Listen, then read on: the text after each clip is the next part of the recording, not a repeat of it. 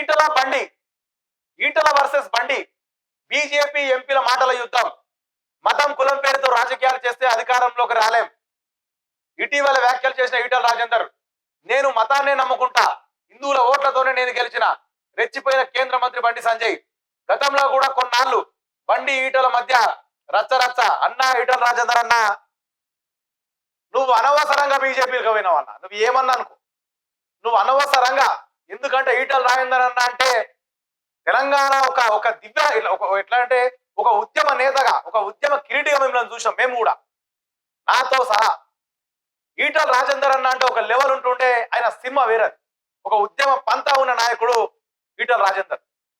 కానీ నువ్వు బీజేపీలకు పోయి మాత్రం చాలా పొరపాటు చేసినావు అన్న. ఏమన్నా అనుకున్నా సరే.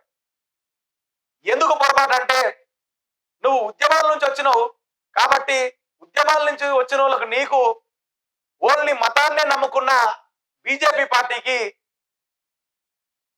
కొంత కుదరదన్నా. ఇప్పుడు డైరెక్ట్ నువ్వేమన్నావుమన్నా, నువ్వేమన్నావుమన్నా డైరెక్ట్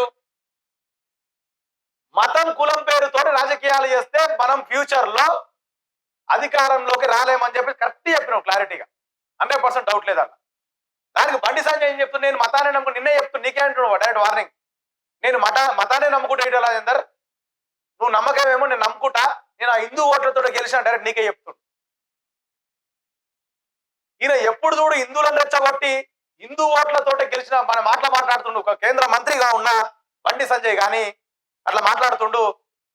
నిన్న పత్తి రైతుల గురించి ఒక్క మాట మాట్లాడమంటే నోట్లకి మాట వస్తలేదు వీళ్ళకి. పత్తి రైతులు అన్నమో రామచంద్ర అని ఎంతో బాధపడుతున్నారు. దాని విషయంలో పోయి మాట్లాడదామనే సినిమా కనబడతలేదు. తెలంగాణ రాష్ట్ర సర్కారు 42% బీసీ రిజర్వేషన్ మీద కొట్లాడుతుంటే, అయ్యో ఆయన కూడా ఒక బీసీ బిడ్డనే కదా, అరే బీసీ బిడ్డలకు మాకు అన్యాయం జరుగుతుంది, నేను సెంట్రల్ మినిస్టర్ ఉన్నా, నా దగ్గర 8 మంది ఎంపీలు ఉన్నారు కదా, తీసుకుపోయిన బరాబర్ మోడీ గారితో మాట్లాడతా అమిత్ షా గారితో మాట్లాడి 42% రిజర్వేషన్ తెచ్చుకుంటే సోయ ఏమనుందా? కొన్ని సోయ ఉందా ఏమన్నా? అది లేదు. అది లేకుండా ఓన్లీ నేను హిందువుల ఓట్లతో గెలిచిన మతమే కావాలని చెప్పేసి కూడా ఈయన మాట్లాడుతున్న మాట. ప్రజల గురించి తెలంగాణ రాష్ట్ర ప్రజల గురించి, ప్రజల శ్రేయస్సు గురించి మాట్లాడిన దాఖలాలు ఏ బీజేపీ లీడర్కు ఉండయి, మాట్లాడరు కూడా.